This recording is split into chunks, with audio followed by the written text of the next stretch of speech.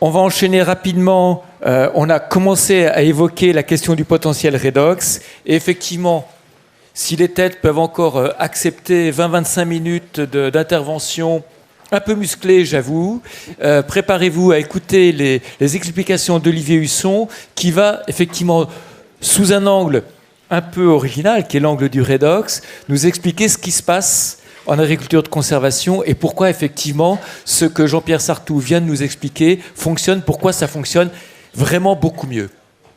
Oui, alors c'est un challenge, 20 minutes pour parler des effets induits des sols vivants. Normalement, tu mets 3 jours pour expliquer ça, c'est ça. Sous un autre angle. Oui, en général, c'est ce qu'il faut. Mais en 20 minutes, bon, c'est un challenge, on va essayer. En fait, moi, je suis CIRAD, je suis tropical, on m'a demandé de secouer le cocotier. Donc, on va secouer le cocotier. Donc, on va présenter ça, on va faire des analogies pour simplifier un maximum. Mais derrière ça, il y a beaucoup de science, beaucoup de publications. Et une science qui avance sans arrêt, en plus. Et on avance très vite à ce niveau-là. En plus du pH, dans notre manière de voir les choses, donc en gros la disponibilité des protons, on va rajouter un paramètre, le potentiel redox, qui nous donne la disponibilité des électrons. Donc on s'accroche et on y va. Donc on va faire différentes analogies. On va voir que les systèmes sol-plante, c'est des systèmes électriques qui fonctionnent au solaire. Que le carbone du sol, on peut le regarder comme une réserve d'énergie, le couvert. Et les couverts végétaux sont là derrière. Et un habitat, le gîte, c'est ce que un peu Jean-Pierre nous a montré là. Que la structure du sol et les micro-organismes, ça va être les clés de la nutrition et de la santé, parce que ça va faire des équilibres entre protons et électrons. Que la nutrition des plantes, les racines, la rhizosphère, c'est l'équivalent d'un tube digestif. Que la santé des plantes, on va pouvoir arriver à faire de la prophylaxie, éviter que les maladies se développent par le développement de sols suppressifs, des maladies, on en parle de plus en plus. Et puis, on va parler d'une nouvelle philosophie de l'agriculture, la science des feuilles. Il va nous falloir des feuilles, et pourquoi on va regarder que en fait, le carbone du sol, c'est un compte en banque qui est bien rempli par les feuilles, voilà, par les plantes. Donc c'est parti. En gros, on peut partir d'un prix Nobel de physiologie qui, en 1937, nous a dit la vie est un petit courant électrique entretenu par le Soleil. Donc on va voir nos systèmes comme un système électrique. On va faire de l'électricité basique. Donc nos feuilles, c'est les panneaux solaires. Le sol, c'est la batterie. Avec le carbone stable du sol, on peut le voir comme les compartiments de la batterie, donc la capacité de la batterie.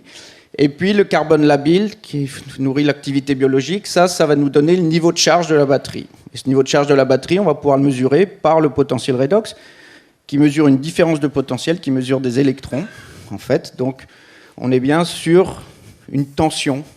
Alors l'inconvénient, c'est que les échelles sont inversées. En gros, notre batterie, elle sera bien chargée autour de 400 millivolts quand on mesure. Et puis plus le potentiel redox monte, donc plus on perd de l'énergie, moins il y a d'électrons. Donc on va vider notre batterie. Puis par contre, au contraire, on peut être en surcharge, ou voire même, en fait, l'analogie, ce serait plutôt, on peut avoir plein d'énergie, mais on n'a pas l'oxygène pour l'utiliser. Donc en gros, c'est un carburateur de moteur qui est noyé. On a plein d'énergie, plein d'essence, mais on ne peut pas l'utiliser. Donc il va falloir trouver cet équilibre, une batterie bien chargée, mais sans noyer notre carburateur. Puis après, on continue l'analogie. La production, ça va être la puissance de notre système électrique. Donc, la puissance, c'est la tension au carré divisée par la résistance. La tension, ça va être notre potentiel redox. La résistance, on a un paramètre qui peut l'évaluer. On utilise plutôt la conductivité électrique en agriculture, qui est, à une unité de distance près, l'inverse de la résistance. Voilà. Donc on multiplie nos millivolts du redox au carré fois la conductivité électrique et ça nous donne la puissance. Et donc si on a une conductivité électrique très faible, donc un sol vide, pas de minéraux, rien du tout, on produit peu. Notre puissance est quasiment nulle. Par contre, si on a une conductivité électrique trop forte, on produit beaucoup. Par contre, on vide très rapidement notre batterie. D'accord ? Donc, si on n'a pas les panneaux solaires qui rechargent, on vide notre sol, on va perdre en fait la matière organique, l'activité biologique, ça va faire un cercle vicieux. Et on peut faire l'hypothèse, je pense, c'est légitime, de se dire qu'en fait, on a compenser la perte de matière organique dans nos sols, donc la baisse de la charge de la batterie, en mettant des engrais chimiques qui montent la conductivité électrique. Ça nous permet de maintenir, voire d'augmenter la production. C'est ce qui a fait cette agriculture qui nous a nourris depuis quelques dizaines d'années. Mais ça a un prix, c'est que si la conductivité électrique est plus faible, la batterie, elle se vide plus vite. Voilà. Donc si on n'a pas les panneaux solaires, on n'y arrive pas. La deuxième chose qu'on a vue avec Jean-Pierre, c'est qu'on ramène du carbone, mais on change aussi la structure du sol. Alors je vais reprendre rapidement, en fait, c'est ces processus que Jean-Pierre a un peu présentés, et Marc-André avant aussi. Donc on a la décomposition en profondeur de la roche-mère par des micro-organismes en particulier. On a de la production d'humus plus en surface. Et puis on va avoir ces vers de terre, enfin tous ces ingénieurs écologiques, toute cette macrofaune qui va nous brasser tout ça, avec en particulier les anéciques. Et ça, c'est le premier niveau, avec, on va faire des ponts électriques, on est encore dans l'électricité, pour former le complexe argilo-humique entre les argiles et les humus, qui sont chacun avec des charges négatives. On met des charges positives entre les deux, ça fait des ponts. Et puis ça va encore être brassé par toute cette macro-mésofaune. Ça va permettre de former les micro-agrégats. Alors la taille du micro-agrégat, des fois c'est 50, des fois c'est 250. C'est en gros des agrégats plus petits que les autres, qui sont effectivement stabilisés par les productions, les cols des différents micro-organismes. Et puis ça s'agrège de plus en plus pour former les macro-agrégats, qui, eux, vont aussi être stabilisés par ces glomalines, par ces mycorhizes, par ces chevelures racinaires, par toutes ces choses-là dans le sol, et puis qui vont avoir cette capacité que Jean-Pierre a présentée de faire, à la fois de stocker de l'eau et de permettre la circulation de l'air. Et ça va être fondamental. Voilà, il y a du sel là-dedans. Donc en fait, la structure, elle est créée, elle est maintenue par l'activité biologique, et ça, c'est alimenté en énergie par les plantes. Donc si on bloque l'alimentation en énergie, on bloque tous ces processus. Et cette structure, elle va procurer un environnement adapté à la vie du sol. Donc il y a un cercle vertueux qui se crée là-dedans. Plus on a d'activité biologique, plus on va pouvoir en avoir. Donc je passe rapidement. L'importance de la structure, c'est Slack Test. Merci vers de terre. Et puis Jean-Pierre en a parlé, mais ça va être fondamental. Alors là, c'est là où on rentre encore avec notre paramètre du potentiel redox. On va voir qu'en fait, cette structure, elle est fondamentale pour avoir différents niveaux de gradients, de charge électrique, en fait, de niveau énergétique. Et puis, comment ça se passe dans un sol ? En fait, on a ces agrégats avec des gradients différents, ce qui permet aussi d'avoir des populations de micro-organismes différents, ce qui permet d'avoir des fonctions différentes. Donc, c'est important d'avoir cette structuration, ces gradients. Donc c'est de l'habitat, c'est de la réserve en eau, c'est de la circulation d'air. Si on a des sols qui commencent à s'engorger, plus de circulation d'air, on passe très très rapidement, c'est l'histoire de quelques heures, voire maximum quelques jours, on passe en asphyxie. Okay ? Donc là, les plantes sont obligées de réagir, il y en a très peu qui savent pomper de l'oxygène pour réoxyder, c'est le riz, c'est les plantes de marais, mais en culture, il n'y a pas grand-chose, certains sorgho, mais ça s'arrête là. Au contraire, quand on est sur un sol qui perd toute son eau, qui perd son activité biologique, qui a peu de matière organique, on va très rapidement s'oxyder fortement. Alors, je n'ai pas prévu d'en parler là, mais les gaz à effet de serre vont être très fortement liés à ces niveaux. Les émissions de CO2 vont être que sur des sols très très oxydés, les émissions de CH4 que sur des sols très réduits, et puis les émissions de N2O, elles vont être sur un sol qui n'a pas ces gradients, où soit la dénitrification ne va pas jusqu'au bout, donc on bloque sur le N2O, soit où la nitrification, dans l'autre sens, ne va pas jusqu'au bout. Donc en gros, si vous voulez des valeurs, il y a 2 pics d'émission autour de 0 millivolts et de 400 millivolts. Voilà. Donc si on revient à ça, cette structure, ces gradients, j'en ai parlé, ça assure des fonctions diverses, et puis surtout, ça va tamponner les variations. Okay ? On va éviter de passer de là à là, on va être globalement avec des plantes dans une zone d'équilibre. Voilà. Donc en gros, pour résumer, si on a peu de matière organique, si on a peu d'activité biologique, si on a peu d'argile, si on a une mauvaise structure, on aura peu d'effets tampons, on aura des fortes fluctuations. Donc en gros, dès qu'il pleut, on est asphyxié, dès que ça s'assèche, on est en oxydé. Okay, ça fluctue très très vite et ça c'est le pire pour une plante.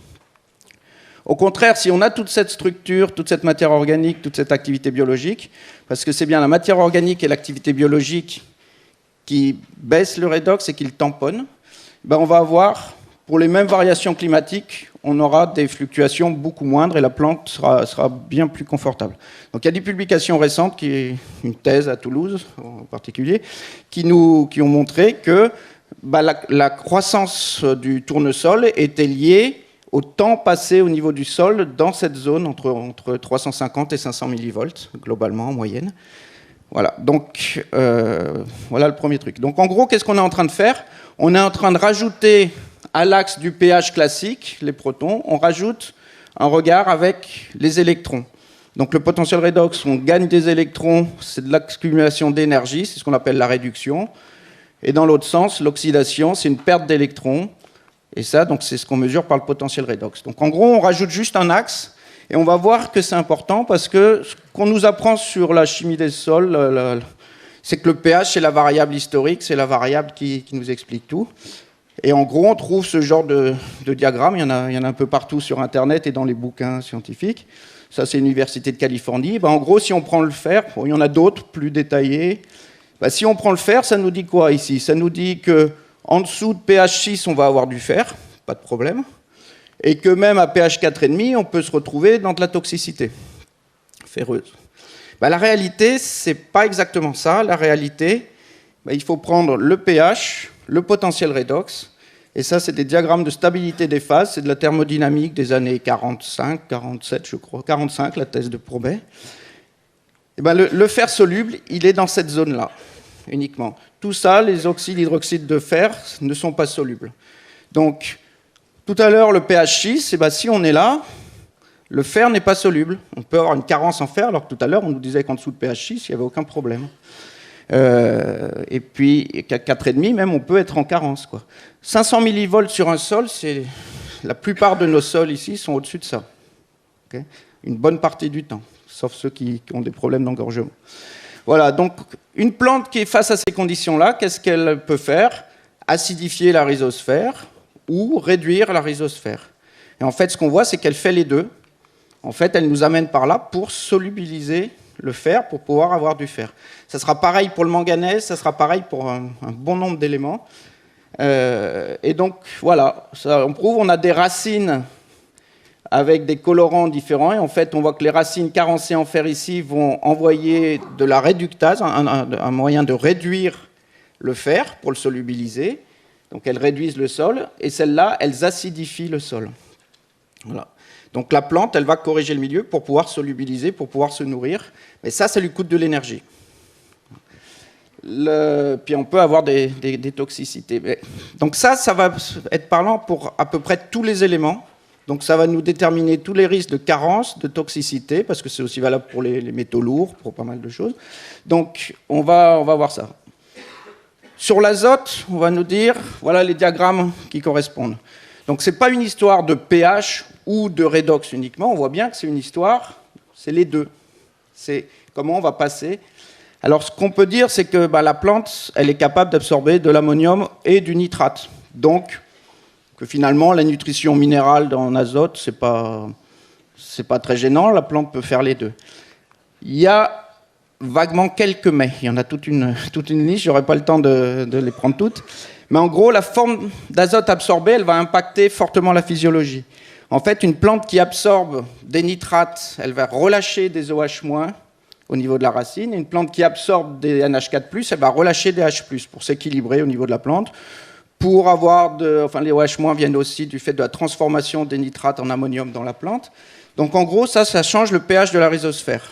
Okay, et ça ne le change pas un peu. Voilà. On a des colorants sur les racines. Ça, c'est la même plante de maïs où on a séparé avec une membrane. Et là, elle est nourrie sous forme de nitrate. Là, elle est nourrie sous forme d'ammonium. Okay, donc vous voyez, on est au-dessus de 7,5, on est en dessous de 4,5. Il y a plus de 3 pH de différence entre une plante qui absorbe des nitrates et une plante qui absorbe de l'ammonium. Okay, donc ça va impacter la solubilité et la nutrition de tous les autres éléments. Okay, Donc c'est très marqué. Et puis ça impacte toute la physiologie des plantes. Donc là, on n'a pas le temps de rentrer dans les détails, mais ça crée des déséquilibres dans la plante, à la fois que les nitrates ou que l'ammonium. Donc globalement, sous forme minérale, les plantes, elles absorbent un peu des deux quand elles ont le choix. Mais si elles ont vraiment le choix, elles vont absorber de l'azote organique. Donc ça sera un autre sujet. On est obligé de passer rapidement. Alors une autre analogie qu'on va faire, c'est entre la nutrition des plantes et la nutrition des animaux. Donc on va prendre un animal, on a mis une vache, on aurait pu mettre, je pense, pas mal d'autres choses. L'environnement extérieur, pour une plante, c'est le sol. On connaît ça. Pour les animaux, l'environnement extérieur, on a rentré notre racine à l'intérieur pour se balader avec. On a invaginé notre système digestif, qui est en fait notre contact avec le milieu extérieur. Le rumen, l'estomac, l'intérieur, c'est un milieu extérieur. Et puis la digestion, la solubilisation des éléments nutritifs, ça va être les mouvements de péristaltisme dans l'animal, et puis la flore du rumen ou la flore intestinale qui va digérer. C'est pas nous qui digérons, c'est le microbiote qu'on a à l'intérieur qui va digérer tout ça. Et puis derrière, pour le sol, c'est la macrofaune, c'est tout ce que Michael a présenté, tout ce que Marc-André a présenté, qui vont faire les mouvements de péristaltisme et puis le mâchage, la mastication, on va dire. Et puis c'est la microflore qui va vraiment faire la digestion. Et après, on a des structures pour l'absorption. Dans le tube digestif, ce sont les villosités. Et puis pour le sol, c'est les racines, le chevelu racinaire et les mycorhizes qui nous permettent d'augmenter les surfaces d'échange. Et tout ça, les plantes, comme les animaux, contrôlent leur milieu extérieur. Donc les plantes ont une grosse capacité, on a vu, à contrôler au niveau de la rhizosphère. C'est la même chose pour nous. Et là, je vais poser 2-3 questions. C'est, quand on fait un jeûne prolongé, quand on ne nourrit pas notre microflore, le redémarrage, il se refait pas comme ça, quoi. Donc en gros, quand on n'alimente pas notre microflore du sol, c'est comme un jeûne prolongé. Et le redémarrage demande un certain temps pour recréer la microflore. Deuxième question, est-ce qu'on aura idée de tuer la microflore de notre tube digestif régulièrement? On se doute que ça va se passer un petit peu moins bien, qu'on n'est pas sûr d'être en très très bonne santé. On arrive aux perfusions de tout à l'heure. Pardon? On maigrit, oui. Voilà. Est-ce qu'on aura idée de détruire nos villosités? A priori, on va se dire ça va marcher moins bien s'il n'y a pas toutes les surfaces d'absorption. Et puis, est-ce qu'on aura idée de bloquer les mouvements de péristaltisme? On se doute qu'on va moins bien digérer. Okay. Donc, c'est en fait ce qu'on fait sur nos sols à chaque fois qu'on laboure. Voilà. Quand on met pas de plantes, le labour, ça enlève les plantes en surface, donc qui alimentent. Et puis, ça tue une bonne partie de la microflore, ça tue la macrofaune, on l'a vu, donc on bloque les mouvements de péristaltisme, ça détruit les villosités, tous ces tubes dont parlait Marc-André tout à l'heure. Donc voilà, juste une simple analogie, on peut se dire il va falloir peut-être raisonner autrement, et on voit l'impact du labour. Alors, on en arrive à la santé, ça c'est un des points sur lesquels on travaille le plus actuellement, sur lesquels on arrive le plus vite. En gros, on est en mesure de montrer maintenant que les différents types de pathogènes et différents types d'insectes vont avoir la capacité de se développer sur une plante. Alors c'est localisé dans les différentes parties de la plante à différentes périodes. C'est tout très très très cohérent. On doit avoir 1500 publications scientifiques quand on les met les unes avec les autres qui nous amènent à ce que je vais vous montrer. Et on est capable de tracer un diagramme pH, redox, avec les conditions qui vont favoriser le développement des différents types de pathogènes et d'insectes. Donc voilà, c'est parti. On met en travers, en fait, le gain en oxygène ou en hydrogène. C'est une des ambiguïtés du potentiel redox, mais c'est pas très grave. Globalement, naturellement, on va se déplacer sur ces lignes-là, avec la ligne d'équilibre ici. Voilà, donc en gros, ce qu'on voit, on a pu montrer avec l'INRA, une publication, que différents champignons nécrotrophes, donc qui vont se nourrir, qui vont tuer les cellules et se nourrir de plantes mortes, vont se retrouver avec des zones optimum de développement dans cette gamme pH redox. Les biotrophes vont plutôt être par là, et les hémibiotrophes, ceux qui commencent en biotrophes et qui finissent en nécrotrophes, sont à l'intermédiaire entre les deux. Des plantes comme le riz vont avoir des pathogènes hémibiotrophes un peu différents. On va les retrouver par là. Ensuite, les virus vont être en milieu beaucoup plus alcalin. On les retrouve dans le phloème, qui est plus alcalin que le reste de la plante. Il y a les explications derrière ça. Il a besoin d'un pH relativement élevé pour être mobile dans la plante. Il a besoin d'un pH élevé pour se gonfler, sortir l'ARN, se reproduire. Et puis, il a besoin d'un potentiel redox assez élevé pour, comme pour les champignons, pour bloquer les défenses immunitaires de la plante. Par oxydation, polymérisation de signaux qui font qu'ils ne passent plus dans le noyau. Il y a tous les processus qui sont expliqués derrière. Les bactéries pathogènes vont se retrouver dans cette zone-là, en milieu basique et réduit, donc en général dans les conditions d'engorgement, on va voir. Et puis les zoomycètes vont être dans cette zone-là, donc un peu plus acide, mais en réduit. Donc les zoomycètes, on parle des pythiums, de mildiou, donc Phytophthora, Plasmopara, il y a les Perennospora, il y a les Aphanomyces, voilà les grandes classes, qui se développent dans des conditions très différentes des champignons pathogènes. Voilà. Pour la vigne, par exemple, le mildiou, c'est des conditions de forte pluie, d'engorgement, de zones basses, de compaction qui vont favoriser ce genre d'oomycètes. Voilà. Si on parle des insectes, on va être globalement dans cette zone-là, avec tout ce qui est adulte, herbivore, détritivore, qui vont être plutôt là en fonction de la partie de la plante qu'ils mangent. Et puis au contraire, les larves, les insectes piqueurs-suceurs, en particulier du phloème, vont être en plus alcalins, plus oxydés. Ce ne sont pas les mêmes enzymes dans le mésenthéron, ce n'est pas le même type de digestion, donc on arrive à retrouver ça aussi au niveau des insectes. Pour être complet, les nématodes sont à peu près par là, je pense. Voilà. Hier, en discutant, je disais qu'un sol engorgé, en fait, la plante va produire sous le fait de peu avoir d'oxygène, elle va faire de l'alcool, de l'éthanol, et cet éthanol, il va attirer les zoospores des zoomycètes.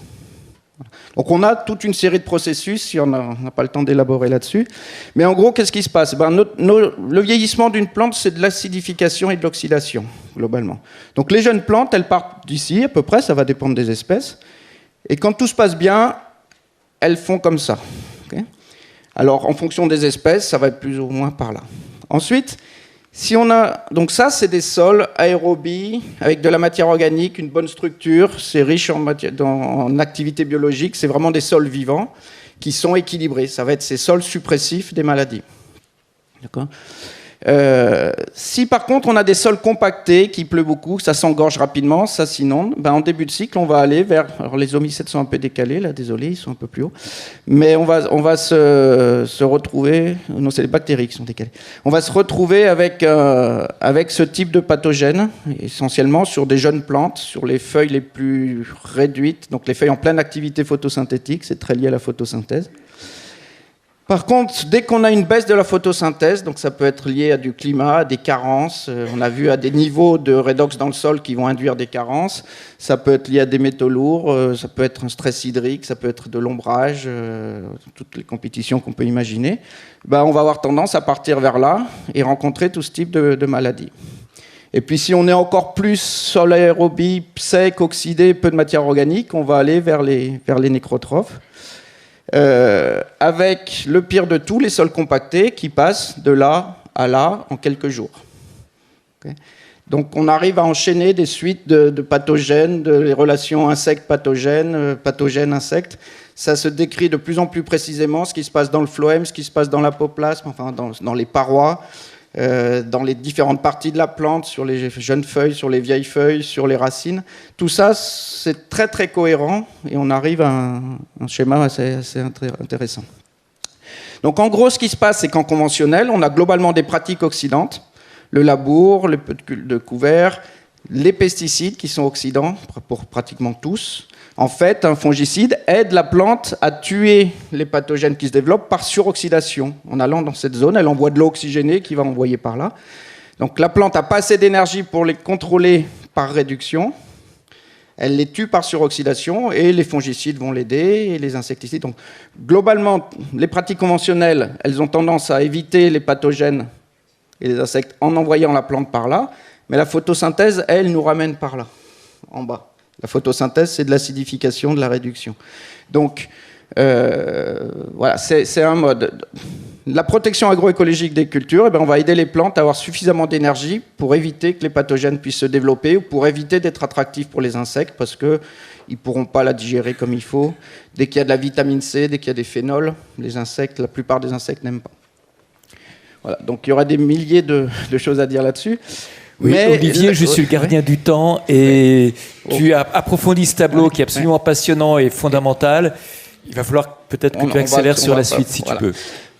La modélisation de ça, c'est Jean-François Agut qui me l'a donné. C'est demi-décision égale bordel au carré. Okay, donc, en gros, il faut choisir on passe là ou on passe là. Vous pouvez noter. Voilà. On passe là ou on passe là, mais si on dit on fait un truc vers le haut, un truc vers le bas, on est en plein dans le gros bazar, quoi. Voilà, donc je passe vite. Sur le matériel, il faut savoir que le conventionnel a développé du matériel pour aller vers là. Donc les pulvérisateurs, les micro-gouttes, les hautes pressions, les turbulences, ça favorise l'oxydation. Donc si on veut jouer avec des molécules antioxydantes, il va falloir changer les pressions, changer les buses, parce que sinon on perd l'effet avant même que le produit soit arrivé. Voilà, donc j'accélère, j'aurais pas le temps de faire le compte en banque. C'est perturbant ce que tu nous racontes quand même. Hein, ça peut perturber, mais bon. On m'a demandé de secouer le cocotier, et puis il y a ce qu'il faut derrière au niveau scientifique pour vous dire que c'est en route. Donc en gros, voilà, notre pH redox, ça va être fondamental dans le sol. Ça va impacter la nutrition, donc ça va impacter la croissance des plantes et le niveau pH redox dans la plante. Le niveau du sol va impacter le niveau de la plante. Tout ça, ça a été publié. À l'inverse, les plantes qui vont faire le sol, qui vont modifier le niveau pH redox dans le sol. Le niveau va impacter les insectes, les maladies, et inversement, les insectes, les maladies vont impacter le niveau. Et puis, il y a nos pratiques. Si on fait bien, on va jouer comme il faut sur le sol, sur la nutrition, et sur toutes les plantes qu'on va mettre dans notre système. Ça va permettre de nourrir des animaux comme il faut. Le retour des animaux sur le sol va être favorable. Tout ça, c'est piloté, c'est géré beaucoup par les micro-organismes qui ont chacun une zone pH redox optimale. Et on a une approche santé unique qui nous permet de lire tout ça. Donc il y a des vétos qui travaillent sur la nutrition animale avec des effets impressionnants, en aquaculture, en élevage bovin, ovin. Ce que je vous raconte là, ça date de 1948. Voilà. Donc on avance. on reprend. C'est un peu dérangé à l'époque, il me semble. Hein. C'était fait sur la santé humaine par un hydrologue, donc ça n'a pas été vraiment validé. Mais bon, on va en rester aux plantes, aux animaux. Voilà, donc en fait, si on a des pratiques qui commencent à perturber là, ça va perturber la plante, ça va perturber la nutrition qui perturbe la plante, on peut perturber la nutrition directement, on peut perturber les plantes avec les monocultures, par exemple, on n'aura pas nos systèmes comme il faut. Ça va jouer sur le sol, ça va jouer sur la santé, qui va jouer sur la plante, qui va jouer sur l'animal, qui va jouer sur le sol, et tout le système est malade. Okay, et on a du mal à s'en sortir. Alors la note d'espoir là-dedans, c'est qu'au contraire, si on sait jouer là, là ou là, pour que la plante fonctionne à fond, ça va équilibrer, et on va avoir un système de plus en plus équilibré. La notion de système abouti, qui permettent de réduire les pesticides, les insecticides, les herbicides, toutes ces choses-là. Mais le moteur de tout ça, c'est les plantes, c'est les feuilles, c'est là le capteur d'énergie. Toute l'énergie du système, elle vient de là. Donc à partir du moment où on enlève des plantes, où on a un sol nu, au contraire, un sol nu s'oxyde très fortement, alors qu'un sol couvert par des plantes fait de la réduction. Voilà. Et il y a un effet boule de neige après. Plus la plante doit compenser le milieu, moins elle fait de surface foliaire, donc moins elle marche bien, plus elle est malade, plus elle doit compenser, et c'est vraiment un cercle vicieux, on se fait éjecter. Voilà. Bon, la surface foliaire, je vais passer rapidement, mais en gros, un sol nu, c'est 0, alors que dans une forêt tempérée, c'est 2,8. En gros, c'est le nombre de panneaux solaires qu'on a, enfin la surface de panneaux solaires par mètre carré. Tous les panneaux solaires ne vont pas recevoir de la lumière pareille, mais en gros, dans une forêt tropicale, on peut avoir 15 mètres carrés de feuilles par mètre carré de sol. Voilà. Sur un sol nu, c'est 0. De la vigne, ça va être 1 ou 2, en fonction de la vigne sans couvert. Mais il faut qu'elle souffre, c'est bien connu. Oui, alors il faut que la vigne souffre parce qu'on a besoin de tanins, d'anthocyanes. Alors la réponse à ça, je pense que on peut imaginer que si elle était en pleine santé, bien équilibrée, tout allait bien, elle en ferait plus d'anthocyanes et de phénol et de ces choses-là. Et un ami américain qui dit allez demander aux producteurs de cannabis s'ils stressent leurs plantes pour avoir plus de THC. Voilà. Donc, je ne m'engage à rien là-dessus. C'est John Kempf, pour ne pas le citer. Donc, allez voir ses vidéos, c'est assez intéressant aussi. C'est un agriculteur américain. Voilà, donc en gros, vous imaginez bien que là, ça, c'est une centrale solaire qu'on va remettre de l'énergie à fond dans le sol. On va recharger notre compte en banque. Donc, on va chercher à maximiser la photosynthèse en permanence. Donc, avoir découvert des rotations, des mélanges de plantes, c'est fondamental. On augmente fortement la production avec les mélanges. Et puis pendant la période de transition, pour arriver vers le bas, là, eh ben, on va aider nos plantes avec des pulvérisations foliaires pour booster la photosynthèse, pour l'aider à se maintenir en réduit. Donc c'est un peu l'idée de toutes ces macérations, de tous ces promoteurs, enfin tous ces micro-organismes qui vont aider en fait à aller vers là. Donc voilà, je passe rapidement. Et puis on peut avoir les apports extérieurs qui permettent de relancer plus rapidement les sols. Tu me laisses 2 minutes pour finir sur le carbone ? Une et demie. Allez, Vas-y, enchaîne. En gros, si on peut schématiser comme ça, si on prend la minéralisation ou la production de biomasse en fonction du taux de carbone du sol, ben, Boivin va nous dire que c'est plutôt le ratio carbone sur argile, je suis assez d'accord. Donc en gros, il nous faut à peu près 10% d'argile, enfin 1% de carbone pour 10% d'argile dans notre sol pour avoir une structure qui va être correcte, qui va fonctionner comme il faut. Et donc, si on a une bonne structure, on aura un redox équilibré, ça ira bien. Donc en gros, ben, la minéralisation, elle va avoir une forme de ce genre-là. La production, elle va être de ce type-là. Alors si on prend certaines courbes, ça va plutôt être comme ça. Mais pour moi, c'est un compte en banque. On a un seuil là, alors on ne sait pas trop exactement où il faut le placer. Ça peut être des sujets d'études intéressants, mais bref. En fait, c'est un compte en banque. À gauche, on est à découvert, on a des frais, on est en permanence en train de payer des intérêts, on n'a pas de quoi sous-traiter, on n'a pas de quoi payer des bactéries qui vont nous travailler pour nous. On paye tout plus cher, on va absorber des nitrates qu'il va falloir réduire en ammonium pour faire des acides organiques. À droite, c'est à l'inverse, c'est un compte en banque bien rempli. On touche des dividendes, on peut produire beaucoup, on fait travailler les bactéries, les mycorhizes, on peut développer les surfaces de panneaux solaires, on récolte de l'énergie, on a l'énergie qui est gratuite. Il n'y a pas beaucoup de systèmes où plus il y en a, et moins il y en a, moins il y en a. À part l'argent. Il y a encore beaucoup de sol, à plus de 2% de matière organique. C'est ça le problème, il est là le problème. Bon, en plus, on peut rajouter qu'on a la saisie des huissiers de temps en temps, un coup d'érosion. Hop là. Donc, c'est une analogie que j'ai faite en Suisse la première fois, ça marche pas mal. Ouais. donc voilà. Donc, en gros, ce qu'on peut dire, c'est qu'à gauche, le sol nourrit les plantes. Quand on est à droite, c'est les plantes qui nourrissent le sol. Elles apportent du carbone, elles nourrissent les micro-organismes qui vont solubiliser des éléments nutritifs. Donc on enrichit notre sol pas qu'en carbone, mais aussi en éléments nutritifs. Voilà, donc soyez riches, soyez pauvres. Le problème, effectivement, c'est que actuellement, l'essentiel de la production agricole va se trouver par là, dans beaucoup d'endroits en Afrique. Enfin, tous ces sols dégradés, donc c'est toi qui en parlais, oui Jean-Pierre. Ça, c'est ce que j'appelle la production agricole sur béquille. Sous perfusion, enfin tout à l'heure, Marc-André a utilisé le mot de béquille, ça me va bien. Et là, il n'y a pas de production durable. Il faut être clair, ça ne pourra pas tenir. La production durable, elle va avec des hauts rendements, au moins en biomasse. Et puis on voit que là, on a un delta qu'on peut exporter facilement sans taper sur le milieu. C'est nos intérêts. Les gens vraiment riches vivent des intérêts de leurs intérêts. C'est du Rothschild. Voilà, un sol vraiment riche vit... On peut exporter les intérêts de nos intérêts sans décapitaliser. Voilà. Et puis la qualité, on en a parlé un peu avec, elle va aller ici, parce qu'ici, ça sera là où on aura des sols équilibrés, où on n'aura pas de problème de maladie. Voilà. La dernière diapo. On nous dit actuellement que pour avoir des plantes saines, il faut avoir des sols sains. Pour moi, c'est l'inverse. Le moteur, c'est la plante. Pour avoir des sols sains, il faut avoir des sols avec plein de plantes dessus. Okay ? Donc, c'est ces plantes qui nourrissent les micro-organismes qui vont faire la structure. La preuve, on sait faire pousser des plantes sans sol, mais vous enlevez les plantes sur un sol, ça devient un désert, rapidement. Deuxième point important, vraiment à marquer, il n'y a pas d'outil métallique qui soit capable de refaire la structure dont on a besoin avec cette microporosité, cette macroporosité, cette mésoporosité qui joue sur l'eau, qui joue sur les micro-organismes, qui joue sur tous les organismes du sol, qui joue sur tous les cycles, toutes les fonctions. Je pense qu'on peut dire toutes les fonctions. C'est fondamental. Donc la porosité, la structure au départ, c'est fondamental.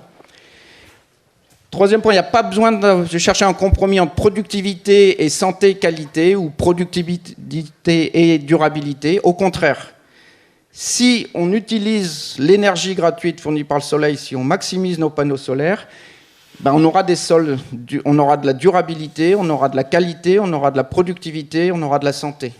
Voilà. Et puis ben la protection agroécologique des cultures, alors c'est une autre PAC, ça peut se faire que sur un sol régénéré. Donc si on ne commence pas par travailler sur le carbone, sur l'activité biologique, on m'a demandé de secouer le cocotier. On n'y arrivera pas. Toutes ces applications d'antioxydants, de macération, de micro-organismes et tout ça, ça va aider à faire fonctionner un système et à régénérer les sols. Mais si on continue sur du conventionnel en remplaçant des pesticides par ce genre de choses, on aura des effets très très limités. Voilà. Donc, pour arriver à faire de la protection des cultures sans pesticides, il faut avoir des sols qui fonctionnent. Voilà. Et pour faire la transition, elle doit être le plus rapide possible, parce que le passage du compte en banque vide au compte en banque plein, ben, si on galère à le remplir, on a du mal. Il faut passer vite, et c'est là où les apports en maraîchage, des gros apports, remplissent le compte en banque, et on repart rapidement. Voilà. Olivier, grand merci. Grand merci.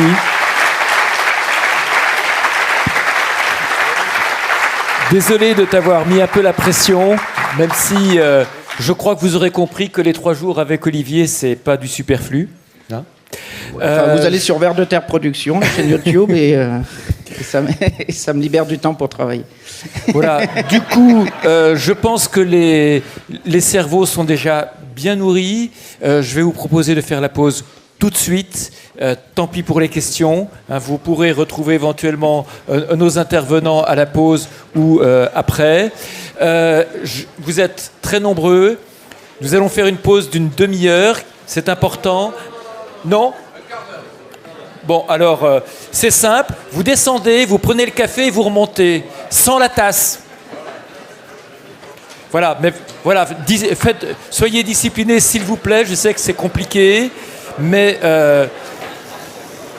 voilà. Et puis on continue bien évidemment avec le passage à l'acte pour les fruits et légumes dans un quart d'heure donc.